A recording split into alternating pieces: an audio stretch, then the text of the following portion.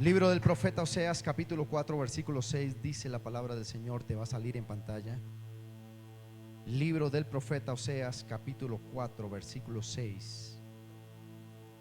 La escritura dice lo siguiente: mi pueblo fue destruido por falta de conocimiento. Dígalo conmigo: el pueblo de Dios es destruido por falta de conocimiento. Dice esta versión, Reina Valera 1960: por cuando tú has rechazado el conocimiento, yo también te rechazaré para que no seas mi sacerdote. Como has olvidado la ley de tu Dios, yo también me olvidaré de tus hijos.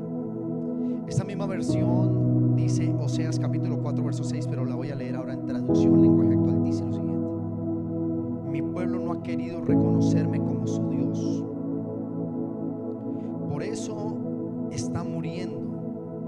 Ni los sacerdotes me reconocen. Por eso no quiero que sigan sirviendo en mi templo, ya que olvidaron mis mandamientos.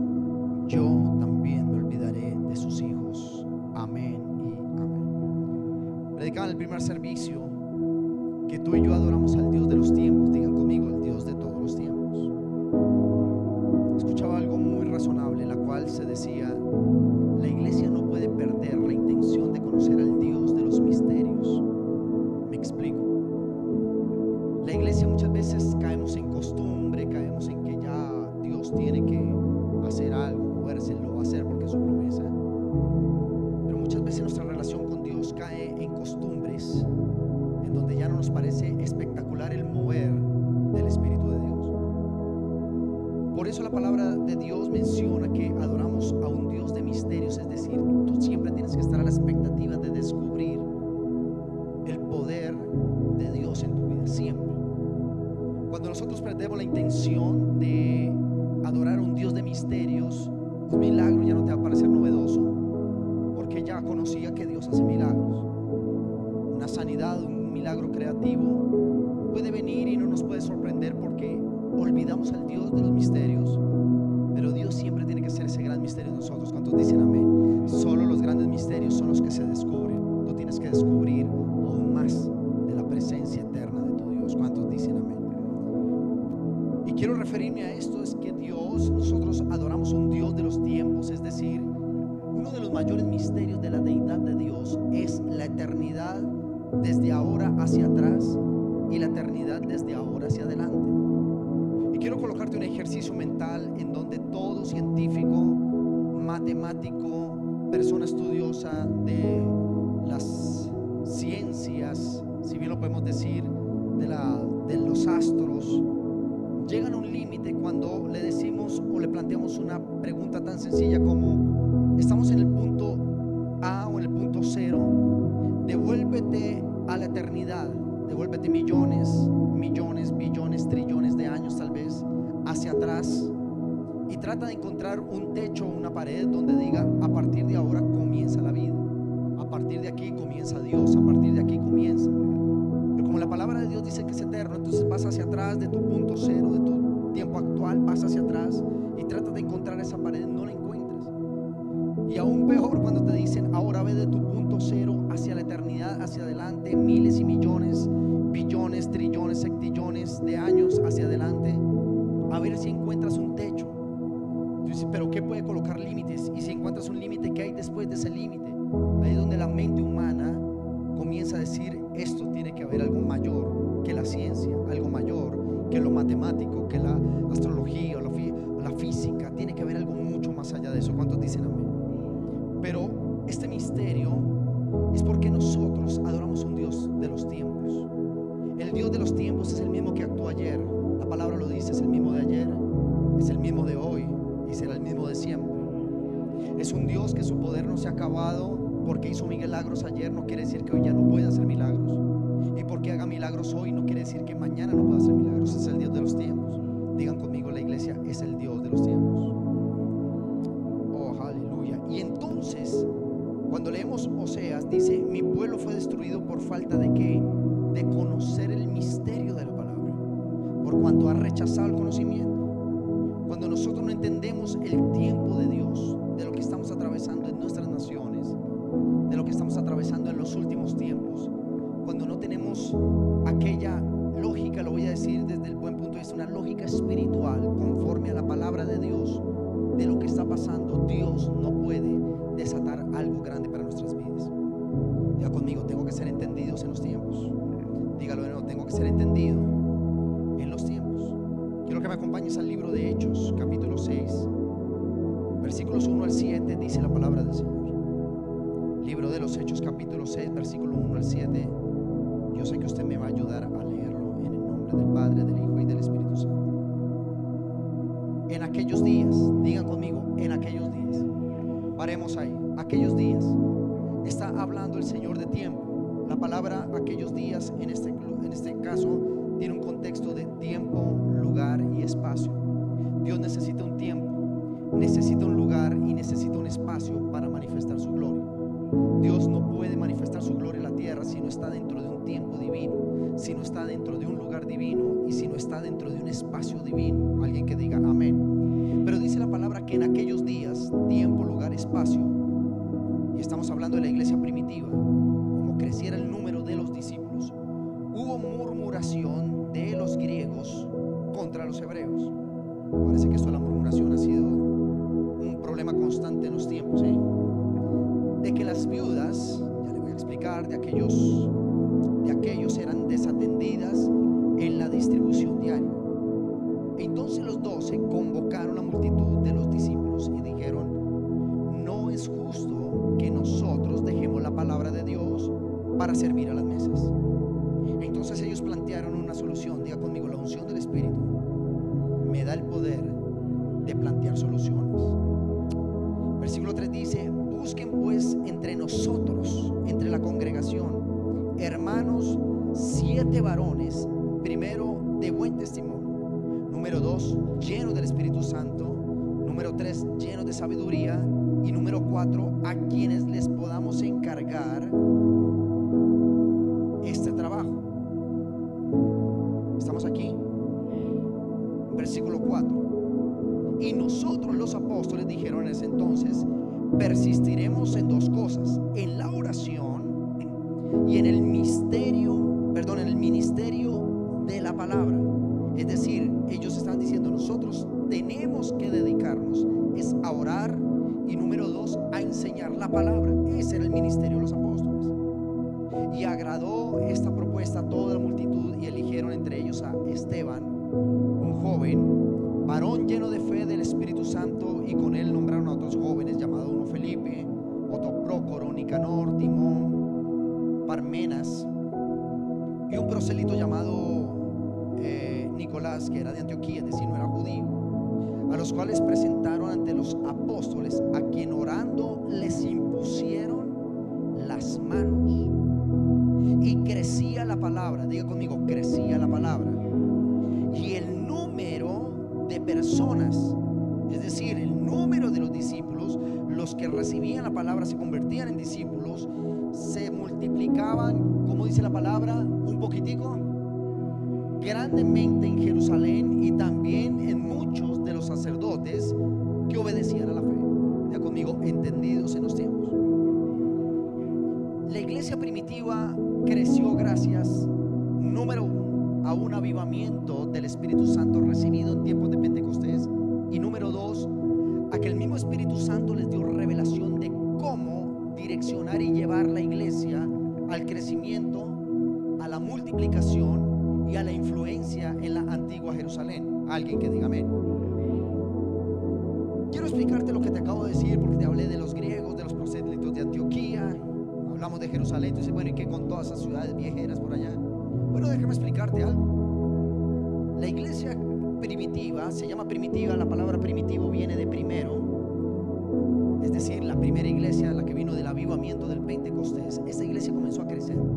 Recordemos que cuando vino el Pentecostés ellos eran 120 personas, pero después del Pentecostés comenzaron a multiplicarse de una manera que después reportaba la Biblia que eran 3,000, luego 5,000, y luego dice en alguna porción que ya eran incontables los que se convertían a Cristo, le entregaban su vida y se reconciliaban con Jesús. estaban creciendo en la iglesia. Escúchame bien esto, porque estas son herramientas que te van a servir para tu vida práctica, empresarial, ministerial, para tu vida familiar. Lo que te voy a decir es del Espíritu, por eso va a quedar plasmado en tu mente, en tu corazón y en tu espíritu. Así que requiero toda su atención en los próximos minutos, porque seré muy breve con lo que voy a hablar. Escúchame bien. Ellos comenzaron a crecer, pero en el momento que ellos comenzaron a crecer, no solo crecían en número, sino que crecía la palabra. Cuando crece la palabra, crece la revelación. Cuando crece la revelación, crece la unción. Cuando crece la unción, crece la gente que quiere ser testigo de la unción o la manifestación del Espíritu Santo en una iglesia, en una nación, en un lugar determinado, como sucedió con Jerusalén en el avivamiento del Pentecostés. ¿Estamos aquí, iglesia? Ahora escúchame esto. Cuando ellos comienzan a crecer, no solo crecen en número, comienzan a crecer el número de discípulos que después se convertían en sacerdotes que predicaban la palabra. Es decir, comenzaron a ser enviados, se despertó un mover de evangelismo, se despertó un mover de palabra, un mover de iglesias abiertas por todo lado. Las sinagogas estaban a reventar, habían servicios no solo los sábados en ese entonces, sino que comenzaron a congregarse y se partía el pan todos los días. Diga conmigo, la palabra de Dios se predicaba todos los días. Esto es algo que hemos perdido los creyentes de este tiempo, y es que creemos que solo la palabra es para los domingos o para los que tenemos servicios entre semana, un viernes, un martes en la mañana de oración, o un sábado los jóvenes. No, en el tiempo de la iglesia primitiva la palabra se predicaba todos los días. ¿Cuándo? Todos los días. Partían el pan en las casas, eso era la Santa Cena, es decir, la palabra de Dios. Digan conmigo, la palabra de Dios. ¿Alguien está escuchando esta mañana el mensaje? Ahora, ellos comenzaron a crecer en influencia. ¿Qué tenían los apóstoles? Ellos, cuando comenzaron a llegarle muchas finanzas y a ser una iglesia próspera financieramente, los apóstoles sintieron que la dirección del Espíritu Santo era enviar la iglesia hacia afuera, y ellos crearon una especie de comedores comunitarios para las viudas de los griegos. Estas viudas eran a causa de las guerras civiles muy fuertes que habían en ese entonces, y también aquellos que morían por causa de enfermedades. Había muchas enfermedades y habían guerras civiles, y las mujeres quedaban viudas prematuramente. Los apóstoles entendieron y dijeron: a ellos hay que darles una ayuda, vamos a darles comida. Nosotros ahora en la planificación del año vamos a traer 3 festivales de la familia, que consisten en hacer un mega almuerzo para bendecir a todas las familias de la iglesia, para bendecir a mucha gente de tus invitados y poder ser un actor social en la iglesia. Estamos aquí. Eso hicieron los apóstoles. Entonces ellos comenzaron a crecer, y creo que los apóstoles fueron metiéndose en este asunto de la ayuda social a tal manera que ellos notaron que estaban descuidando la palabra de Dios.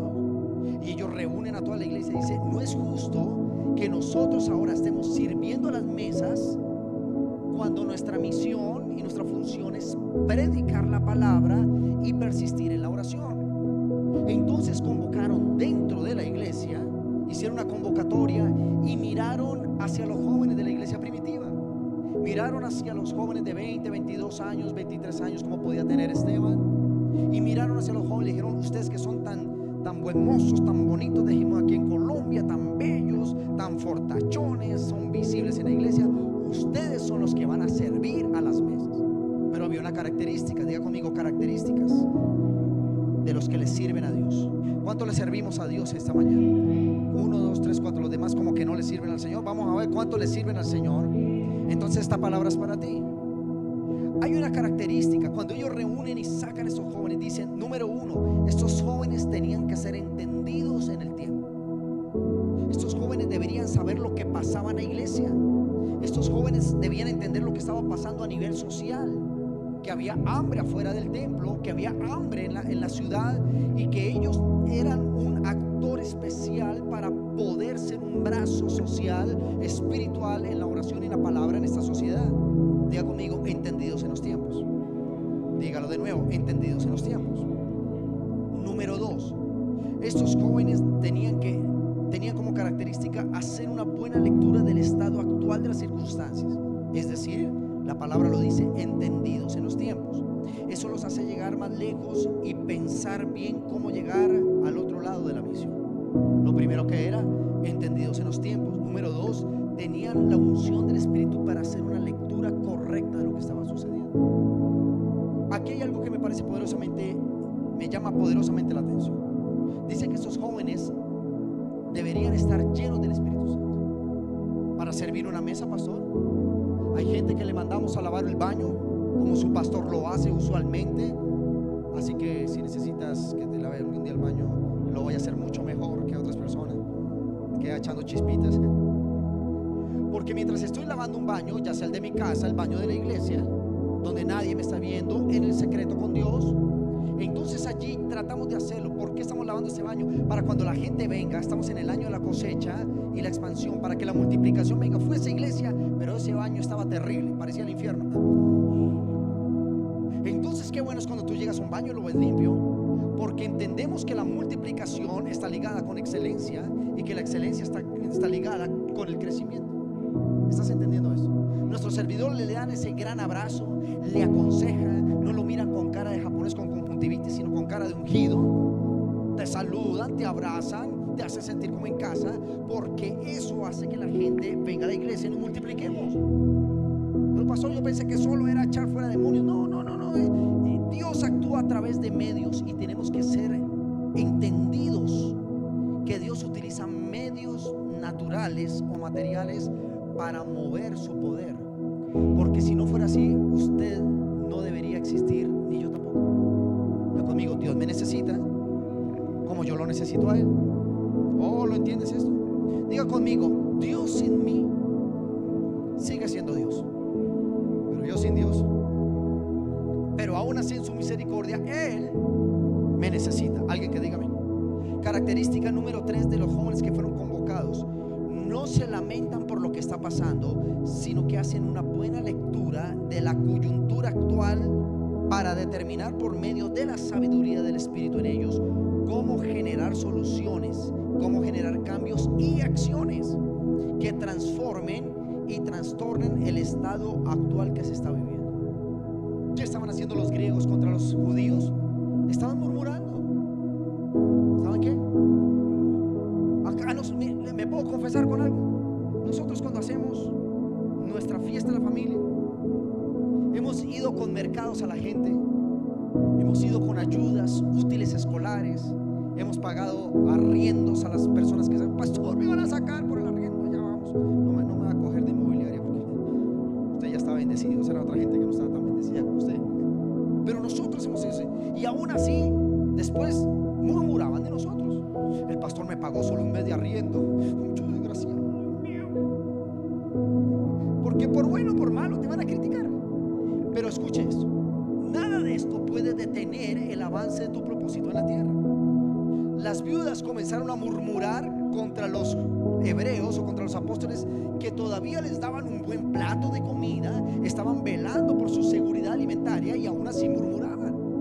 Pero los apóstoles no se quedaron en: ¿por qué yo le sirvo al Señor y esta gente murmura? Yo no le vuelvo a servir al Señor, esta gente es muy desagradecida. Y dijeron: no, aquí hay que hacer algo. Nosotros, en vez de estar sirviendo las mesas, nosotros deberíamos estar predicando, porque lo que garantiza el crecimiento de la iglesia primitiva es la oración y la palabra.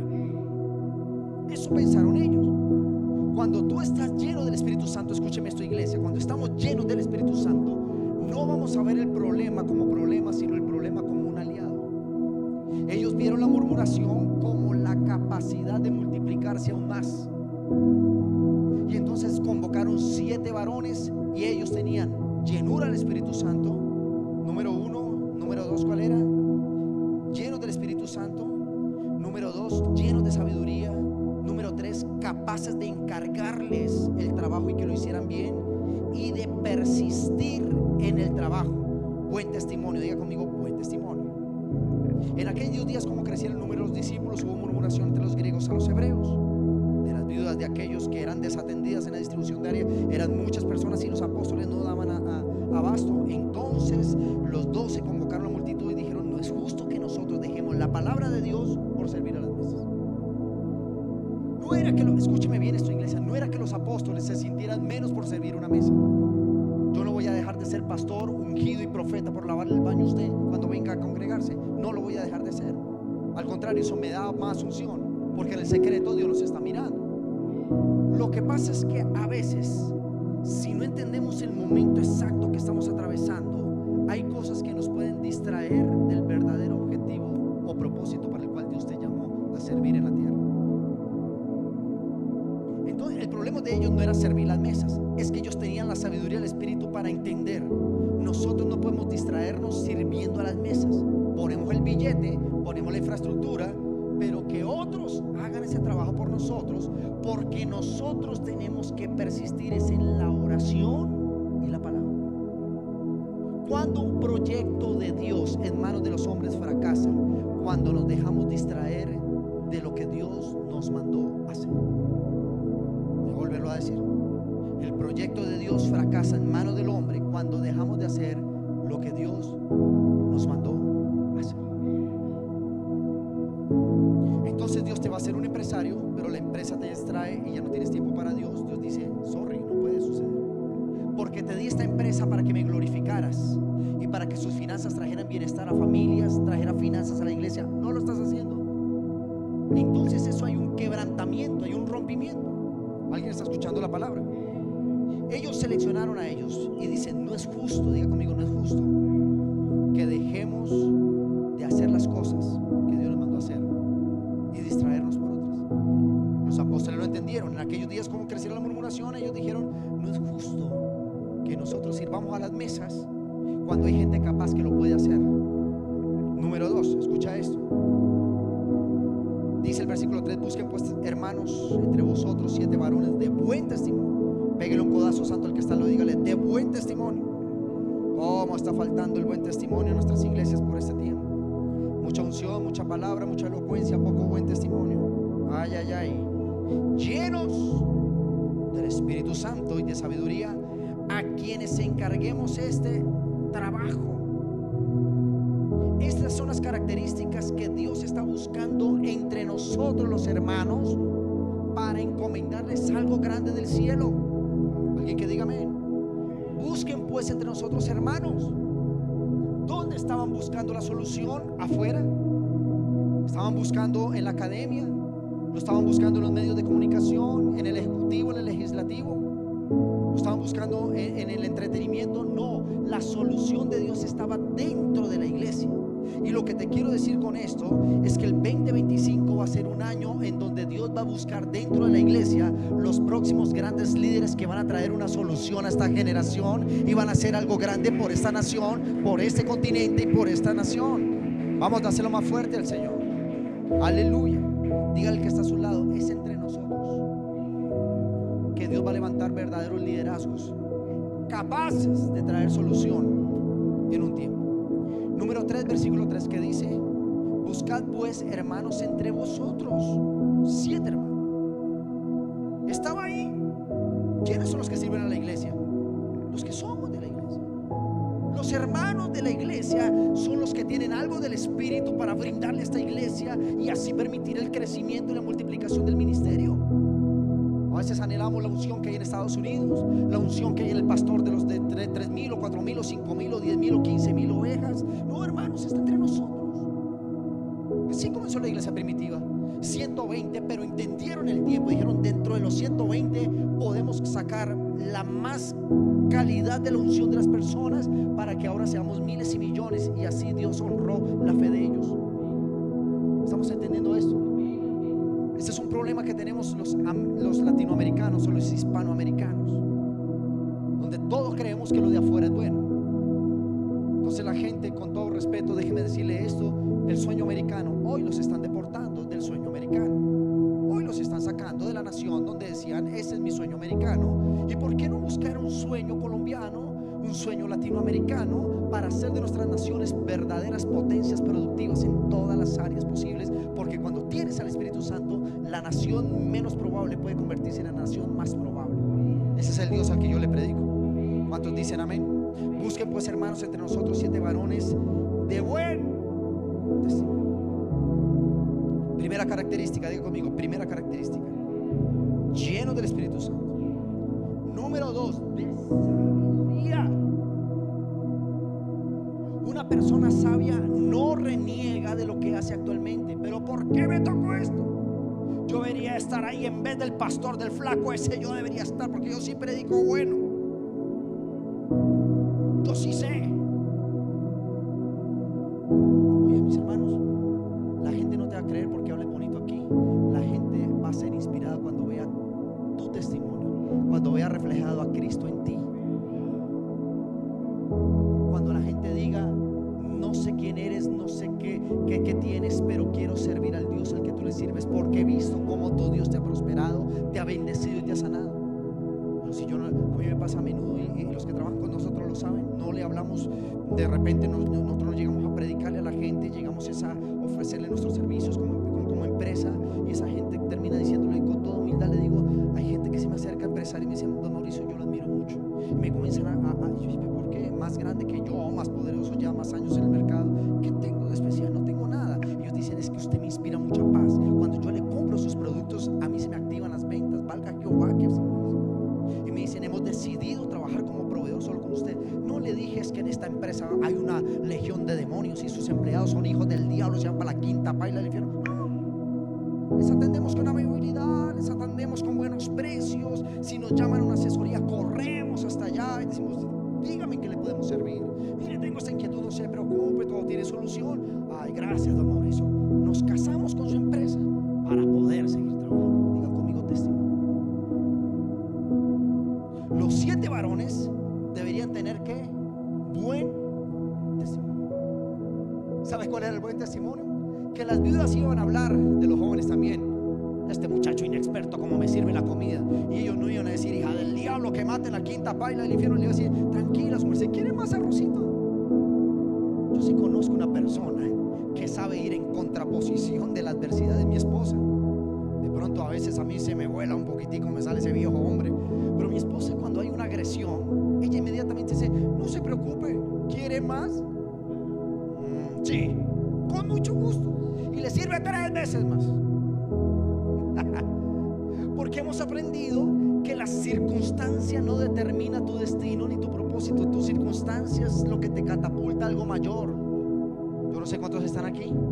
Ya conmigo, llenos del Espíritu Santo, de buen testimonio, llenos de sabiduría, y a quienes les podamos encargar. A mí no me convence si tú me vienes a decir: pastor, es que estoy lleno del Espíritu Santo, póngame a servir a la iglesia. Cuando yo te evalúe y te halle fiel, diré: sí, está lleno del Espíritu Santo, porque te encargué algo y no lo dejaste, lo administraste de una buena manera. Eso es estar lleno del Espíritu Santo. El pastor no está lleno del Espíritu Santo ni es ungido porque predique bueno aquí y sea un pésimo esposo. Yo soy un tarro de miel aquí, pero un ogro en mi casa. La unción dice: repara tu vida para que tus oraciones no tengan estorbo. ¿Alguien está entendiendo esto? Vea conmigo: lleno del Espíritu, de buen testimonio, de sabiduría, y que cuando le entreguen algo no lo deje tirado. Ay, ay, ay, ay, ay, ay. Pégale al que está a su lado un codazo y dígale: amén, ay, ay, ay. Conmigo, hoy vine a este lugar para ser lleno del Espíritu Santo, porque cuando estoy lleno del Espíritu Santo, no solo vas a comenzar a temblar. El Espíritu Santo te va a decir: te encomiendo proyectos que van a traer transformación y orden a una generación. Apláudale fuerte a Jesús esta mañana. Aleluya.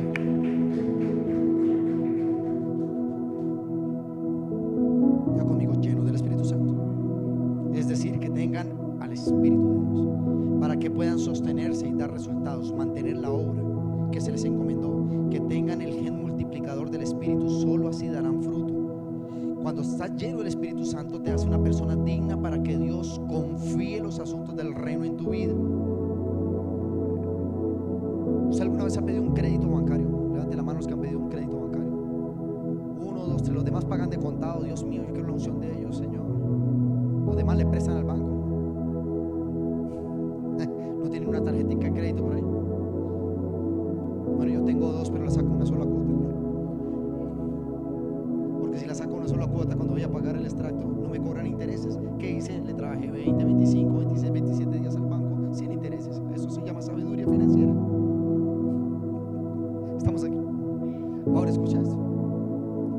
La palabra crédito, los 3 o 4 que pidieron crédito, los demás tienen caletas allá abajo de la cama. Abren la nevera y salen. Ellos no necesitan. Aleluya, Señor, dame unción, pero no traen el diezmo. Señor, ¿qué pasa? Ay, oye, cuando tú vas al banco, si necesitas un crédito, la palabra crédito viene una palabra del latín que es credo, que viene la misma palabra de creer. Creer, credo o crédito es la misma palabra. Crédito viene la palabra creer. Tú puedes llegar al banco y decirle a la gerente: señora, ¿cómo está? Cuando iba entrando a esta sede percibí una legión de demonios en el cajero automático, porque fui a sacar plata sin tarjeta y no me botó. Ahí estaba el diablo. Hay cristianos que hacen esa locura. Oye, que Dios me bendiga, y comienzan a pinchar el teclado. Si sale la plata, no trabaje, mijo, Dios lo va a bendecir. Un día se me acercó una persona y dijo: pastor, estoy intentando en el cajero, pero Dios va a hacer el milagro. Yo digo: el milagro es que te levantes temprano a trabajar, cabezón. Entonces, cuando tú vas al banco, tú dices: necesito un crédito.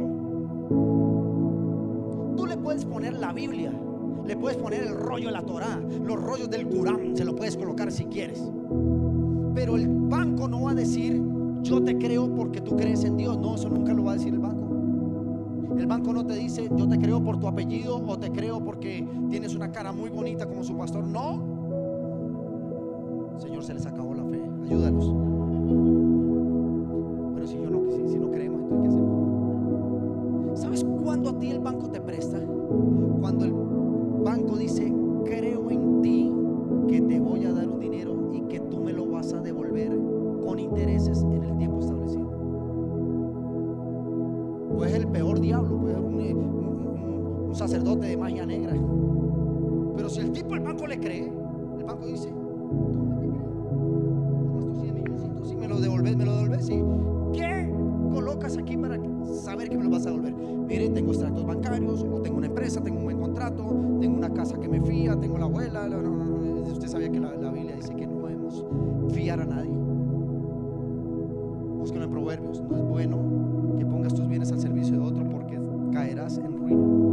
Pero bueno, ya me puso cara de, ya el que me venía a decir: pastor, me sirve de fiador, ya puso cara de no. Gracias, Señor, aleluya, porque Dios le va a dar suficiente para comprar. Haga conmigo, credo. Entonces el banco te suena. Y ahí es donde viene la palabra crédito. Cuando Dios, el Espíritu Santo, mueve a los apóstoles y dice: personas llenas de sabiduría a quienes les podamos encargar el trabajo, es gente que abra crédito con el cielo. ¿Cómo así, pastor?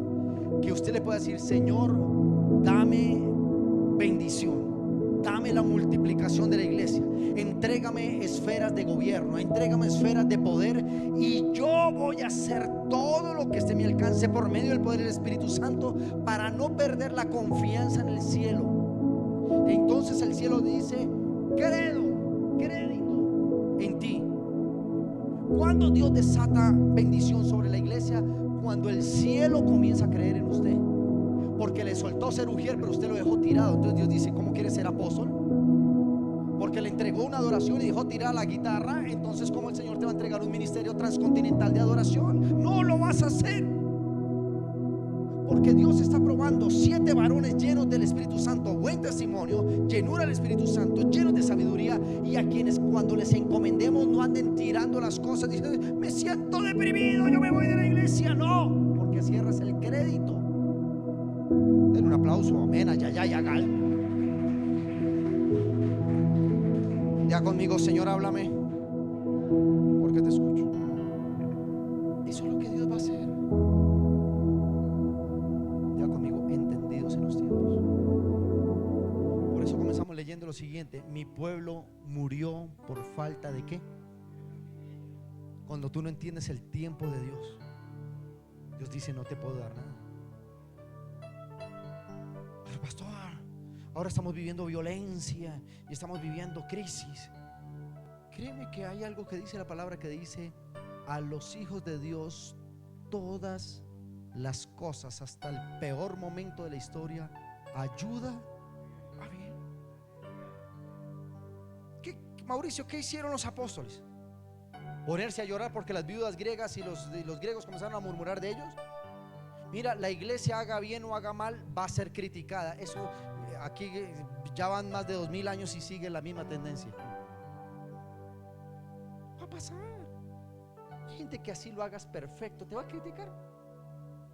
Si lo hagas bien te van a criticar. Y si lo haces mal también te van a criticar. Escúcheme esto, estoy terminando. Deme un par de minutos y termino. Los apóstoles entendieron que lo que estaba sucediendo no era que Dios era un desagradecido, que es que nadie les daba las gracias a ellos, que como así que ellos eran apóstoles y sirviendo las mesas. No, el problema de ellos no fue que es que eran más apóstol que servir una mesa. ¿Sabe que ha habido el problema con el mover apostólico? Que la gente cree que el mover apostólico es el grado máximo de honra y honor en una persona. ¿Sabe qué quiere decir apóstol? Viene del griego apóstolos, que quiere decir enviado, mensajero y servidor. Eso quiere decir apóstol. Usted debería ser un apóstol de Jesucristo. Hay apóstol de Jesucristo es que le ponen un avión y tapete rojo y hoteles 5 estrellas para predicar a las naciones. No.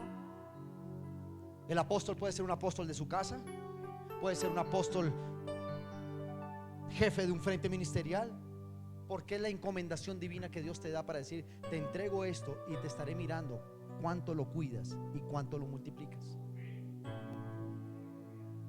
¿Y cuál fue el asunto de los apóstoles, Marjorie? Se pusieron molestos por esto. Mira, un día fuimos y llevamos un mercado con mi esposa y escuchamos cuando dijeron: ay, no, tan poquito. Y yo le dije: Dios te bendiga, hermana. Señor, ¿te la llevas o te la mando, Señor? Le llevamos comida hasta el perro. Válgame Jehová, que lo que le estoy diciendo es verdad. Hasta concentrado de perro le llevamos, porque tenía un perro, estaba aguantando hambre también. Y le llevamos una plata que yo me encontré en la calle. Yo llamé a mi esposa y dije: salí del trabajo, estamos recién montando la empresa y salí y me encontré un rollito de billetes. Ay, Señor, tan chévere. El Señor me dijo: eso es para la familia tal.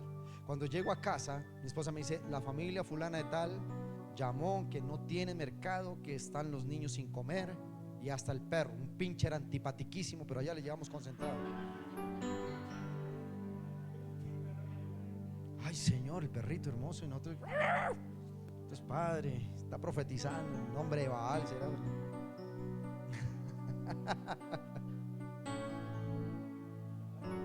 Y por allá: ay, tan poquito que nos mandó el pastor. ¿Tú crees que eso nos detuvo? Pues ahora vamos a hacer 10 mercados y lo vamos a hallar los demás. Y más poquito.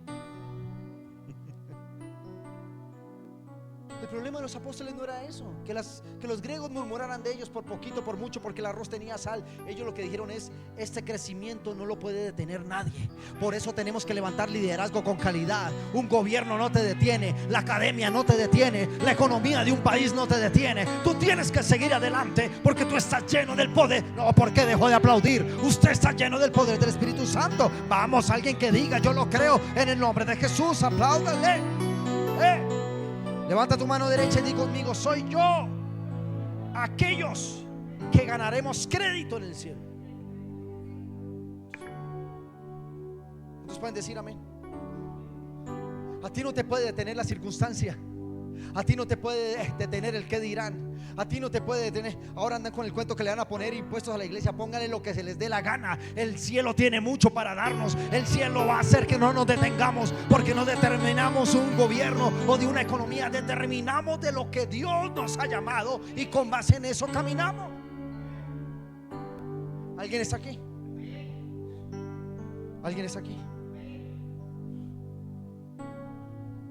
Mira esto, Pedro. El rey David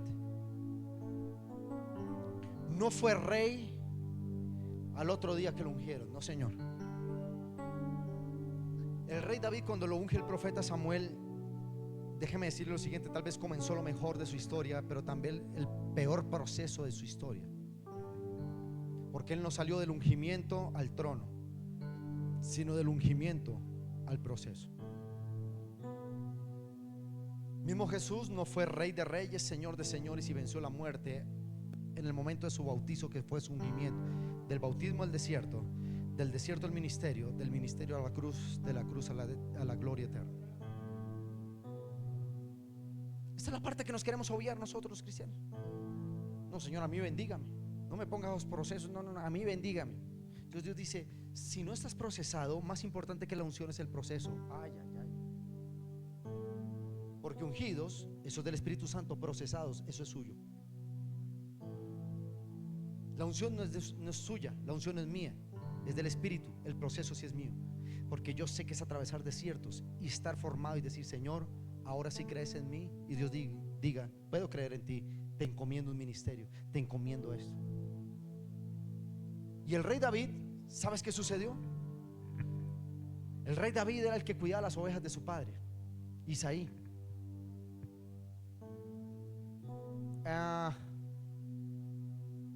Según la teología, por un versículo de los Salmos donde dice, por cuanto mis padres me concibieron en pecado, se puede decir que David fue un hijo no deseado o con otra mujer de Isaí.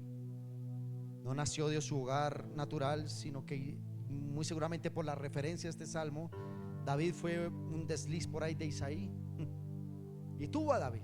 Y entonces lo desecharon sus hermanos. Ese es el hermanastro, ese déjelo allá. Y así mismo lo trataron toda la vida, con un desprecio sus hermanos.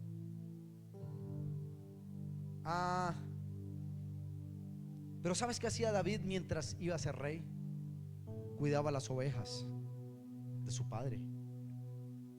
David veía al león, veía al oso y los mataba, y nadie lo estaba viendo para darle el aplauso. Nadie lo estaba viendo. David vencía al león y nadie le decía, oh, qué ungido eres, David. No. Pero el cielo lo estaba viendo. Estaba diciendo, ese tipo puede ser un buen rey. Y entonces mataba al oso. ¿Y sabes qué hacía después? Mostraba las carnes a Dios y decía, oh Señor, he vencido al oso, alabado sea el Señor. Y comenzaba a adorar. Y Dios lo estaba observando mientras su familia lo desechaba. Por eso tus grandes batallas no son las que ganas en público, sino las que ganas en tu secreto con Dios. ¿Me entiendes esto, Mayo? El poder de un pastor, el poder de un profeta no está en su elocuencia a la hora de predicar. Su mayor unción, mi mayor unción es cuando estoy solo, donde no hay aplausos, donde no hay público, donde no hay nadie, solo en mi oficina, hablando con el rey, solo hablando con él. Ahí vienen mis grandes batallas. ¿Y qué pasó? El rey David, no había quien lo aplaudiera, pero Dios lo estaba observando. Uno de los jóvenes que sirvió aquí, que era Esteban, ¿sabes en qué se convirtió después? Bueno, en el primer mártir del evangelio, apedreado y dado a muerte por predicar la palabra. Pero gracias a Esteban se convirtió Saulo, que posteriormente fue Pablo, que convirtió miles y millones de almas y las trajo a los pies de Cristo y los reconcilió con Jesús. ¿Sabes cómo comenzó Esteban? Sirviendo las mesas, lavando tiestos, trastos, no sé cómo le dicen en tu país, lavando la loza, los platos. Pero ¿por qué Dios me pone? ¿Por qué tengo que ser yo? No, yo quiero es predicar porque yo tengo unciones para predicar, pero yo aquí lavándole la ropa y los chiros a mi esposo. Hey, cálmese. Dios te está observando.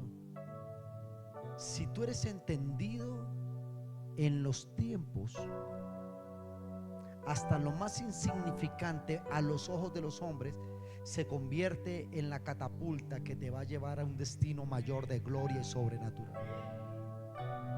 Alguien que dígame, dígale al que está a su lado, es mejor esperar que huir. Dígaselo con más tono de profeta, dígale, es mejor esperar que huir. Esto es mucho de la idiosincrasia del latinoamericano, del hispanoamericano, mejor se dice. Si yo no tengo plata en un año, me largo del país, y maldice en su país. Decía yo en el primer servicio, cómo me puede molestar un colombiano hablando mal de Colombia. Y nunca me vengas a hablar mal de mi nación, porque yo a mi nación la bendigo todos los días. Colombia es una tierra de bendición por encima de todas las cosas. Aún hermanos venezolanos vienen hablando mal de su tierra para tener aceptación, y les he tenido que decir: no hables mal de tu tierra, bendícela, porque algún día Dios te va a retornar a tu nación. Y si tú hablas mal de tu nación, vas a llegar a una tierra maldecida. Bendice tu nación para cuando vuelvas a una tierra bendecida. Mucho menos hable mal de la iglesia, de los pastores, de los hermanos. No hable mal de sus hijos. Es que me salió medio bruto este chino. No, bendícelo, dale la oportunidad de que algo va a pasar en ese joven, que será el próximo evangelista, el próximo avivador, el próximo gobernante, el próximo empresario, la persona brillante que Dios va a utilizar para causar un efecto notorio en este tiempo. Yo no sé cuántos dicen amén. Ya conmigo: es mejor saber esperar que huir. Colóquese en pie y vienen, denle un buen aplauso al Señor en esta mañana.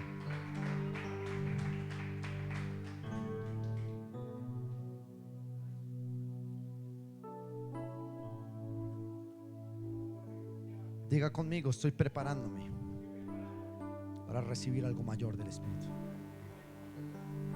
Estoy preparando, porque mi hoy determina el mañana.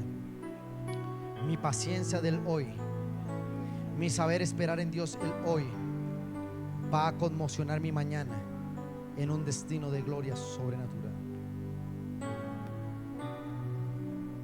La cultura mafiosa que se sembró en los años 80 y 90 en Colombia fue devastadora hasta nuestros días. El señor Pablo Emilio Escobar, cuando tenía 18 años, si no estoy mal, o 19 años tal vez, lo relata su biografía. Él dijo una vez: si de aquí a un año yo no tengo $1.000.000 en mi bolsillo, me pego un tiro en la cabeza. Y su ambición hizo que al año siguiente ya hubiese llevado su primer cargamento de droga, y no solo tenía uno, tal vez tenía más millones en su bolsillo. Conmigo, cultura ilegal. Y eso nos pasa. Si en un mes yo no soy el pastor de la iglesia, me largo de esa iglesia. Si en 8 días no nos arreglamos con la pareja, entonces me voy y rompemos este hogar. Conozco un Dios que puede solucionar tus asuntos. Conozco un Dios que puede hacer milagros en tu hogar, que puede hacer milagros con tus hijos, puede hacer milagros en tus finanzas, en tu ministerio. Lo puede hacer. Gente me dice: pastor, ¿por qué no se va a predicar a las naciones? No he transformado la cuadra de mi sector, voy a ir a transformar otra nación. Perdóneme, Señor, si se lo digo. El mes de marzo estaré en una agenda en Chile, estaremos predicando. Muy seguramente nos están contactando de Brasil, nos están contactando en Perú. Muy seguramente en agosto vamos a tener agenda. Pero yo le digo al Señor: primero aquí, mis hermanos. Porque yo sé que entre los hermanos están los próximos líderes que van a transformar esta nación. Aquí va a levantarse alguien grande que va a decir: Dios, creo en esa persona. Yo no sé cuántos están escuchando la palabra. Ya conmigo: señores, es conmigo. Dígalo de nuevo: es conmigo.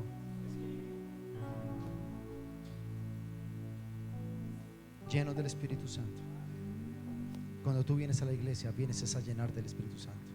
Quiero que levantes tus manos y cierres tus ojos. David, mientras mataba al león y al oso, levantaba una adoración como esta que cambiaba la atmósfera.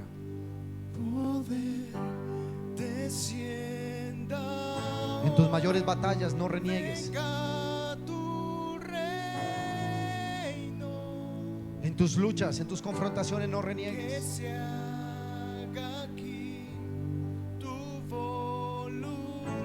Entiendo que eso Dios lo va a utilizar. Entiende que eso Dios lo va a utilizar. Y que tu poder descienda hoy. Venga tu reino. Porque cuando tú sabes esperar, algo pasa en la atmósfera celestial.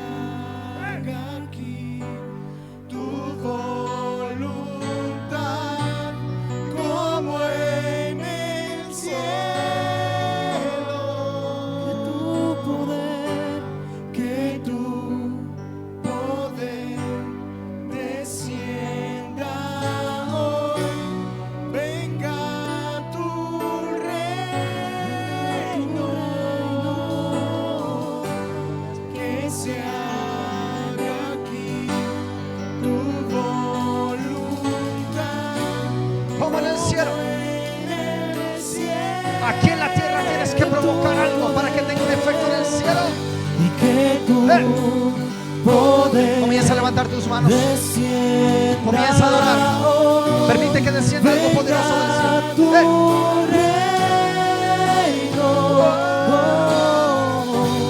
que se haga aquí Tu voluntad, tu voluntad, como en el cielo. como en el cielo.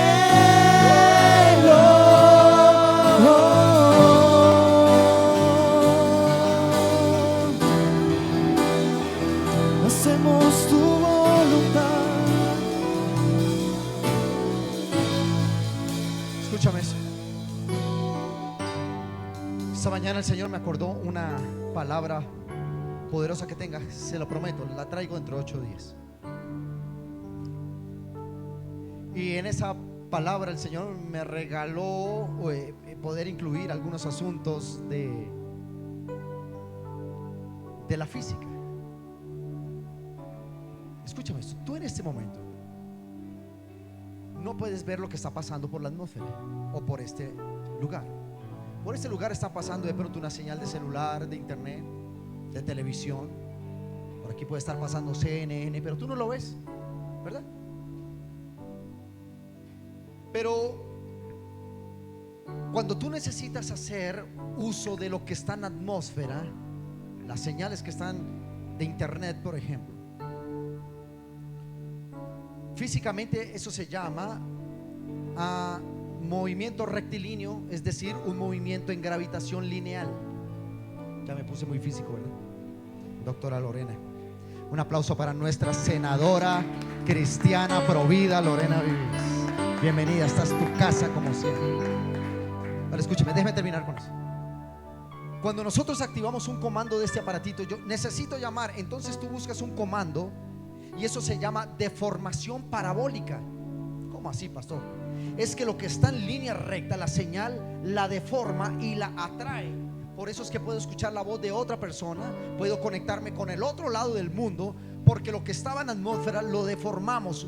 Hubo una fuerza que lo atrajo. Este aparatito deforma el proceso rectilíneo de la señal y la convierte en movimiento parabólico, la atrae. No sé si me estoy dando a entender.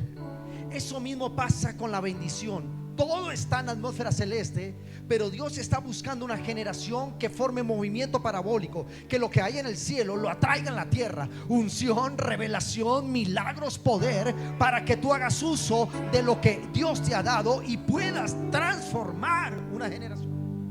No sé si lo está haciendo. Ya conmigo, características de un ungido. Número 1, lleno de sabiduría. Número 2, lleno del Espíritu Santo. Número 3, buen testimonio. Y número 4, que no abandone lo que se le entrega, sino que vaya hasta el fin con lo que Dios le ha encomendado. ¡Oh! Vamos a aplaudirle fuerte al Señor. Levanta tus manitas, levántalas. La atmósfera cambiando está. Y quiero profetizar como profeta de esta casa.